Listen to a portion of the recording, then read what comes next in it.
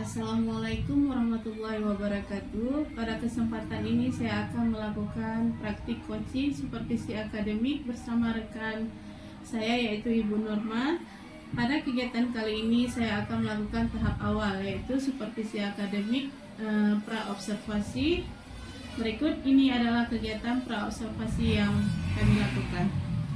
Selamat pagi Bu Norma. Selamat pagi Bu Lina. Bu Norma, boleh saya minta waktu sebentar? Ibu lagi sibuk nggak? Enggak Bu ya, boleh ya Bu ya. Saya kebetulan hari ini lagi tidak ada jam Bu ya. Iya. Boleh Bu, silakan. Baik Bu, saya akan melakukan kegiatan pra-observasi seperti yang sudah saya sampaikan kepada Bu Norma kemarin, bahwa saya akan melakukan supervisi akademik di kelas Ibu. Tujuan supervisi akademik ini untuk membantu Bu Norma dalam mengembangkan dan meningkatkan kompetensi Ibu sebagai guru. Jadi kita akan ngobrol santai nih Bu ya. Boleh Bu, boleh. Dari kegiatan ini kita akan melihat sejauh mana kesiapan Ibu dalam melaksanakan kegiatan pembelajaran. Nah, Bu Norma, dari obrolan kita ini apa yang Ibu harapkan? Iya Bu Lina ya, dari kegiatan obrolan hari ini saya berharap ya saya dapat mengembangkan kompetisi saya sebagai guru ya Bu ya, khususnya dalam kegiatan pembelajaran. Ya, baik Bu. Semoga saya dapat membantu ya Bu ya. Kalau boleh saya tahu, besok Ibu akan memberikan materi apa ya? Insya Allah Bu, besok saya akan memberikan materi rantai makanan Bu ya, itu di kelas 5 ya Bu ya. Iya. Berarti pelajaran IPAS Bu ya? Iya. Oh iya Bu, apa kira-kira tujuan dari pembelajaran yang ingin Ibu capai? Jadi tujuan pembelajaran yang akan saya capai Bu ya pada materi rantai makanan, yaitu peserta didik dapat mendeskripsikan hubungan antar makhluk hidup yang berkaitan dengan makanan dalam bentuk rantai makanan ya Bu ya. Kemudian yang kedua itu peserta didik dapat mengidentifikasi peran makhluk hidup pada rantai makanan.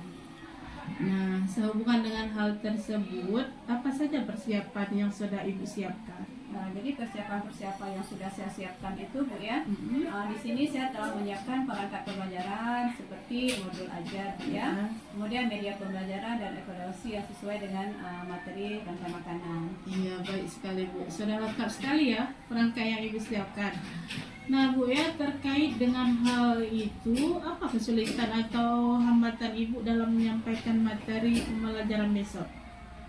Kalau dikatakan mengenai hambatan dan kesulitan di sini Bu ya, karena di dalam satu kelas itu, di kelas saya itu ya Bu ya, kemampuan siswa itu berbeda-beda ya Bu ya. Ada yang gampang dalam menangkap pembelajaran dan ada yang memang harus berulang-ulang dan sulit dalam menangkap materi yang saya sampaikan. Baik Bu, terkait dengan itu bukan apa strategi yang Ibu akan lakukan dalam mengatasi kesulitan tersebut? Saya yang di sini saya akan menggunakan media pembelajaran yang beragam ya Bu ya, untuk memfasilitasi kebutuhan belajar yang siswa saya yang beragam. Berarti Bu Norma sudah sangat mempersiapkan media pembelajarannya yang menyesuaikan dengan kebutuhan siswa. Bagus sekali Bu ya. Dari sini sudah kelihatan bahwa Ibu sudah menerapkan pembelajaran yang berdiferensiasi ya Bu ya. Nah, dari persiapan Ibu, apakah ada yang masih kurang? Gini Bu ya, dalam hal merancang media pembelajaran ini saya sedang ya Bu ya, sedang membuat, sedang proses dalam membuat media pembelajaran ini. Nah, untuk menyelesaikan media yang sedang Ibu buat ini, Ibu perlu bantuan dari siapa yang Ibu harapkan? Di sini kalau dalam hal bantuan, saya akan meminta bantuan dari rekan guru yang lain, atau mungkin Ibu Lina bisa membantu saya. Insya Allah Bu, saya bisa membantu Bu. Makasih Bu ya, makasih banyak. Nah Ibu, kompetensi apa yang Ibu kembangkan dari kegiatan ini? Jadi kompetensi yang ingin saya kembangkan adalah kemampuan intelektual dan kemampuan sosial emosional dalam melaksanakan kegiatan pembelajaran. Iya baik Bu, dari penjelasan Ibu berarti Ibu ingin mengembangkan kompetensi profesional, sosial dan kepribadian ya Bu ya. Nah Bu, strategi apa yang Ibu akan lakukan dalam mengembangkan kompetensi yang Ibu sebutkan tadi? Jadi di sini strategi yang akan saya kembangkan, saya akan menyiapkan perangkat pembelajaran yang lebih lengkap, yang tentunya dia yang berpihak kepada murid, seperti modul ajar yang memuat pembelajaran yang berdiferensiasi dan PSE ya Bu ya. Kemudian media pembelajaran yang menarik dan menyenangkan. Iya, bagus sekali Bu. Insya Allah ya Bu ya, saya bisa membantu Ibu dalam mengembangkan kompetensi yang ingin Ibu capai. Terima kasih Ibu. Iya, dalam kegiatan observasi nanti ya Bu ya.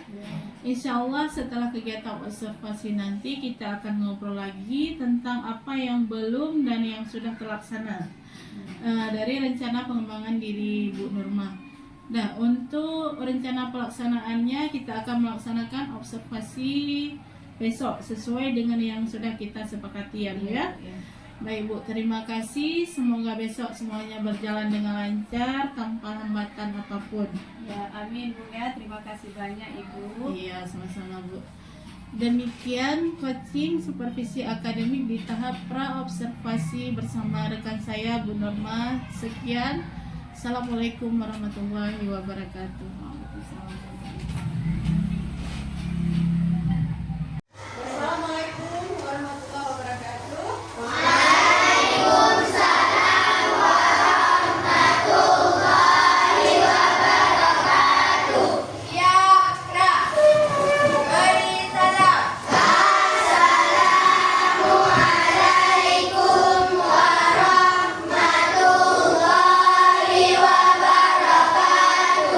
Waalaikumsalam warahmatullahi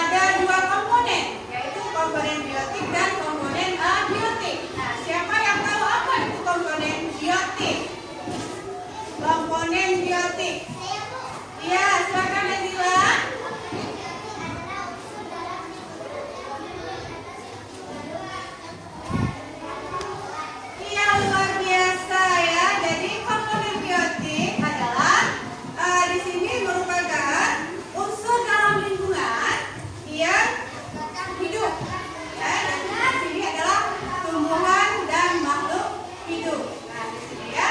Baik sekali.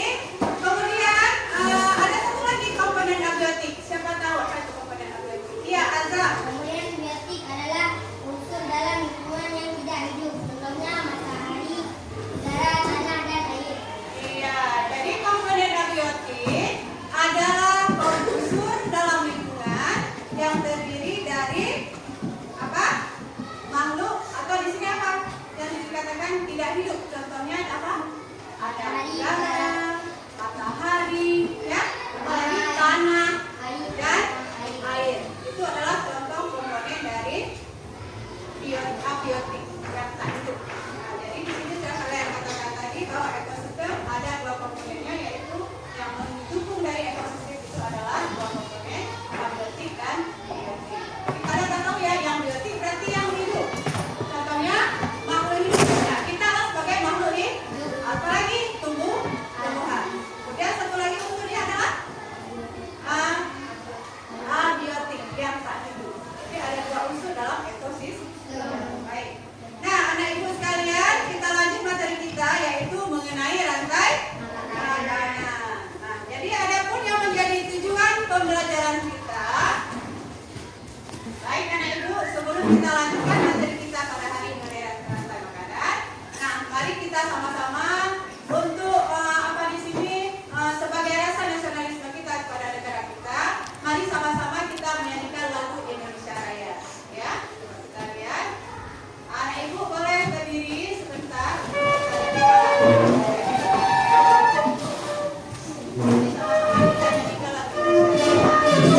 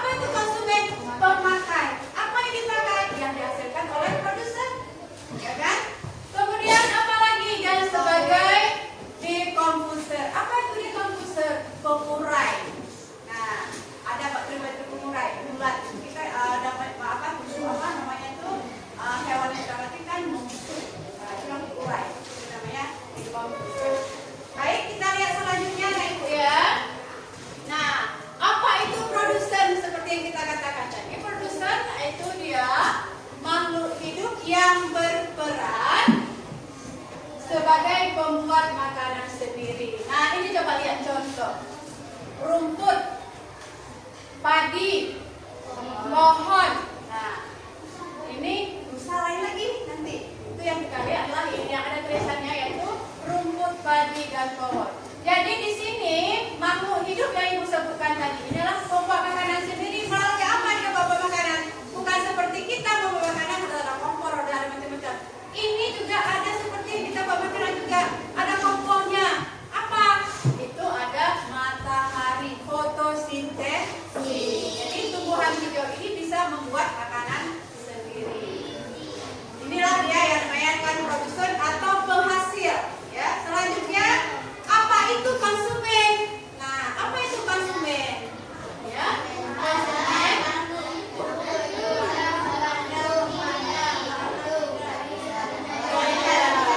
Betul sekali.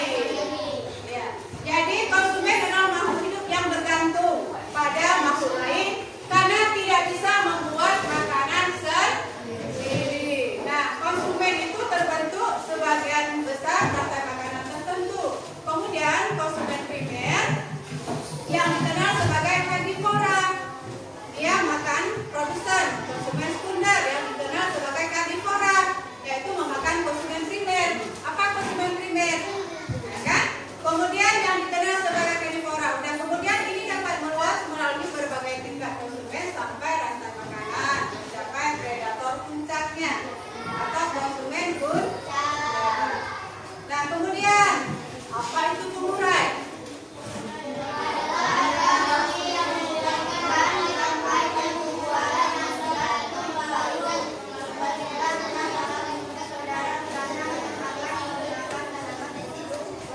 Oke, jadi pengurai adalah organisme yang menguraikan bangkai, baik bangkai hewan maupun tumbuhan, ya, yang sudah mati, lalu mengembalikan nutrisinya ke dalam tanah.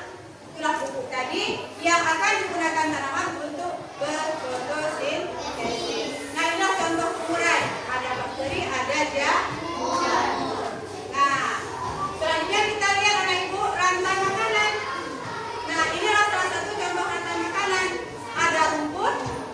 Rumput ini dimakan oleh siapa nih? Si belang. Nah, si rumput ini dia berperan sebagai konsumen, bahkan sebagai produsen, ya.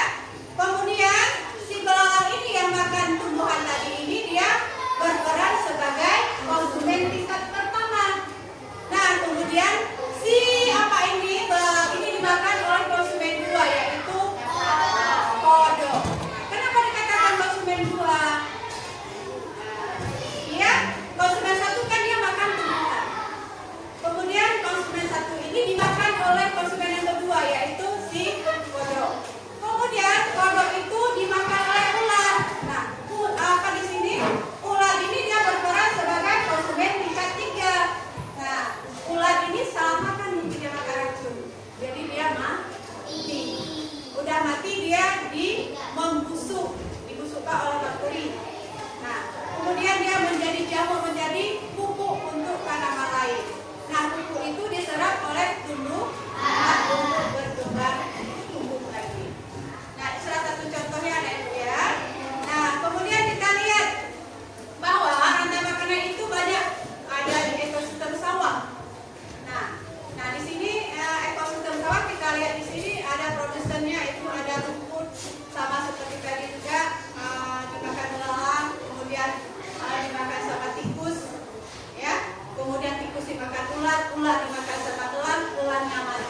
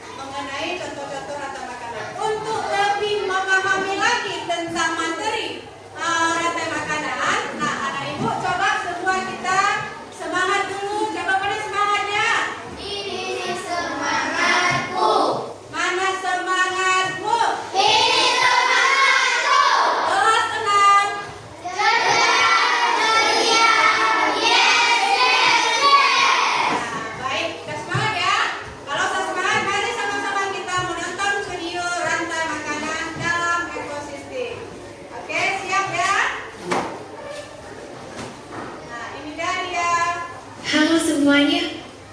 Yuk, kita belajar rantai makanan dalam ekosistem dan jaring-jaring makanan. Pernahkah kamu melihat seekor burung menangkap serangga? Atau kucing mengejar tikus? Itu adalah contoh dari rantai makanan.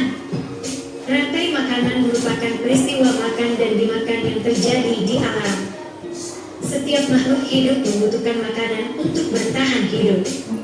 Nah, disinilah rantai makanan berperan penting. Rantai makanan adalah urutan perpindahan energi makanan dari tumbuhan hijau, produsen, ke herbivora, pemakan tumbuhan, kemudian ke karnivora, pemakan daging, dan seterusnya.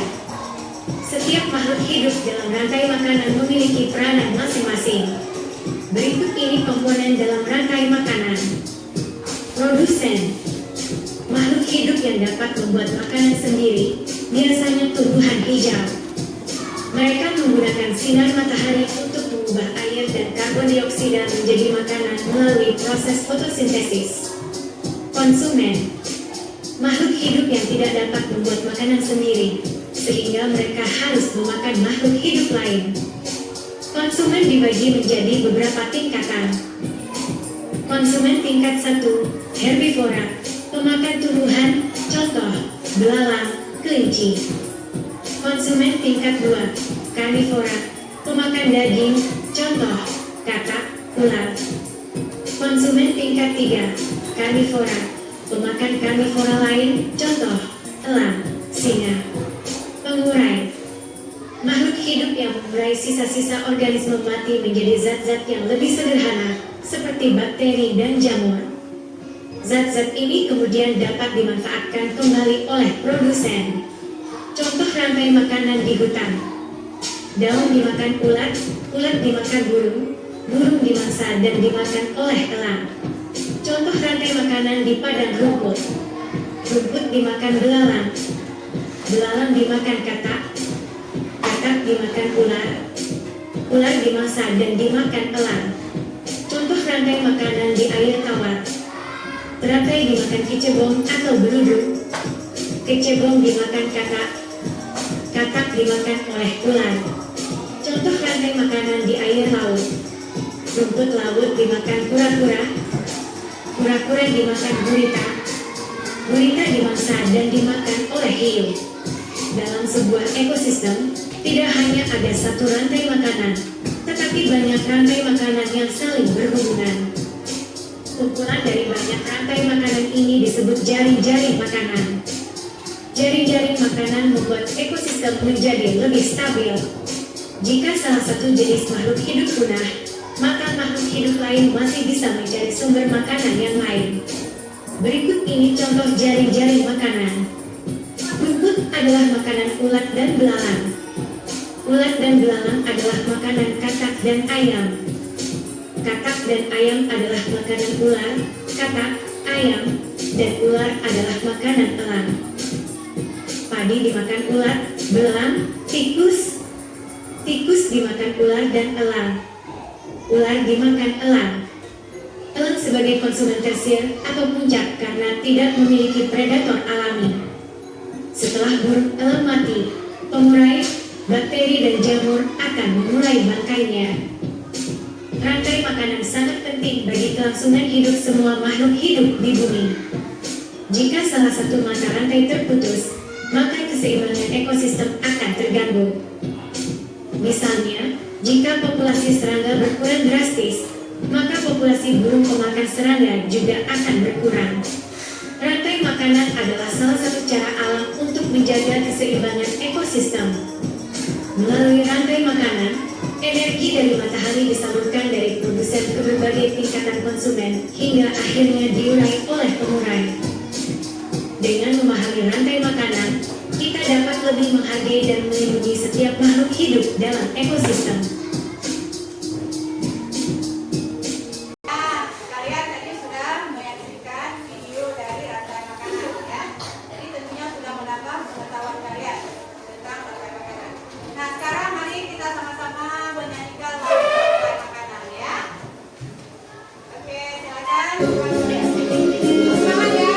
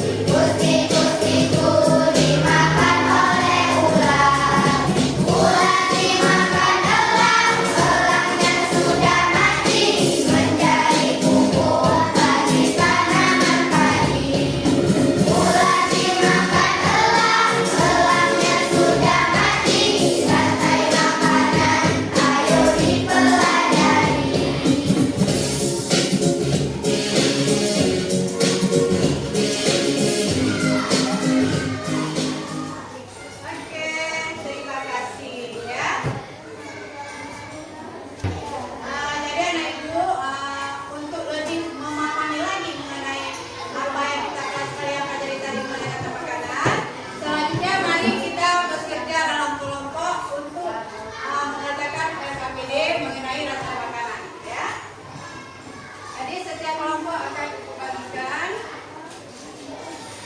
KPG-nya.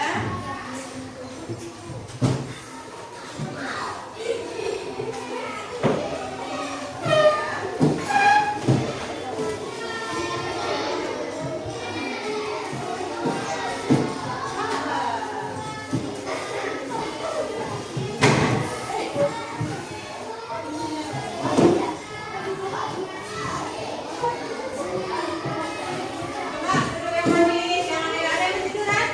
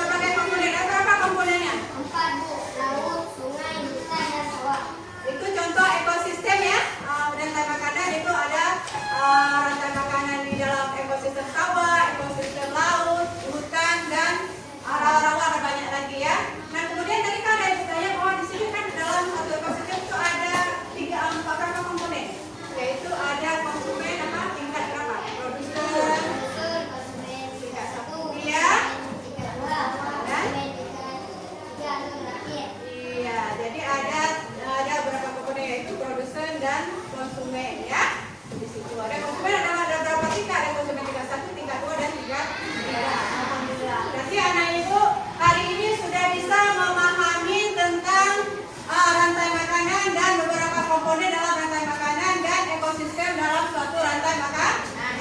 Baik, jadi untuk hari ini ibu rasa sudah kita padai sampai di sini. Kemudian untuk pertemuan selanjutnya kita akan mempelajari mengenai dampak negatif dari beberapa apa? Jadi untuk hari belakangnya jadi untuk pertemuan selanjutnya kita akan belajar mengenai apa? Ayo. Penyebab rusaknya ekosistem. Hebat anak ibu. Jadi minggu depan kita akan pelajari mengenai penyebab rusaknya ekosistem. Jadi untuk hari ini kita pada sampai di sini. Ibu akhiri. Assalamualaikum warahmatullahi wabarakatuh.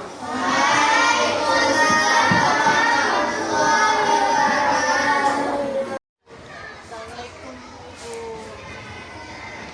Gimana kabarnya Bu Is hari ini? Ya, dan dalam percakapan pada pasca observasi ini saya akan menunjukkan pertanyaan-pertanyaan berkaitan dengan kegiatan pembelajaran yang telah Ibu laksanakan kemarin dengan tujuan untuk mengevaluasi sejauh mana kegiatan pembelajaran yang telah Ibu lakukan di kelas. Baik, untuk pertanyaan pertama, Bu Yus, bagaimana kegiatan observasi pembelajaran yang sudah Ibu laksanakan? Mungkin ini bukan pertama kali bagi saya, namun tetap saja masih ada rasa tegang. Tapi kemudian alhamdulillah semuanya berjalan dengan baik. Ya, baik Bu, alhamdulillah ya. Bisa Bu Ibu ceritakan kembali Bu area pengembangan yang Ibu lakukan di dalam kelas dan langkah-langkah ataupun tahapan-tahapan pembelajaran yang sudah Ibu lakukan, kira-kira apa-apa saja Bu? Area pengembangan yang sudah saya laksanakan adalah pengetahuan dan keterampilan, pengetahuan, keterampilan, sedangkan tahapan pembelajarannya yaitu dari kegiatan awal, kegiatan inti, sampai evaluasi juga sudah saya laksanakan. Ya.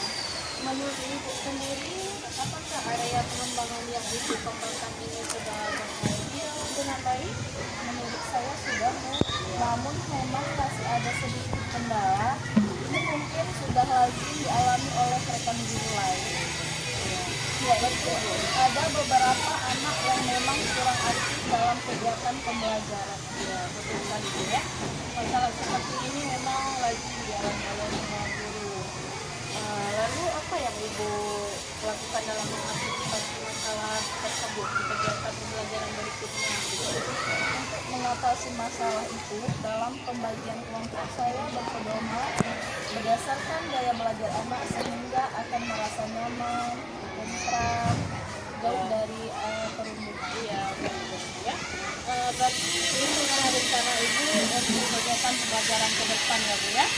Yaitu dengan memperhatikan gaya belajar siswa sebagai pedoman dalam pembagian kelompok siswa sehingga mereka itu lebih nyaman karena ini ada psikomotorik ya, kinestetik dan auditorik siswa. Ya, kira-kira apa Ibu akan melaksanakan perubahan atau perbaikan yang Ibu sampaikan tadi? Insya Allah secepatnya Bu akan saya laksanakan karena ini berkaitan dengan kepentingan diri Bu. Ya, baik Bu ya. Semoga perubahan dan perbaikan yang Ibu rencanakan tadi dapat segera mungkin dapat terlaksana dan masalah yang Ibu alami dalam kelas itu teratasi dengan baik. Saya menunggu kabar baik dari Ibu ya. Terima kasih banyak ya Bu. Iya, sama-sama Bu. Nah, rangkaian kegiatan supervisi akademik dari mulai percakapan, observasi sampai percakapan pasca observasi. Terima kasih kepada Ibu. Saya akhiri. Assalamualaikum warahmatullahi wabarakatuh. Waalaikumsalam warahmatullahi wabarakatuh.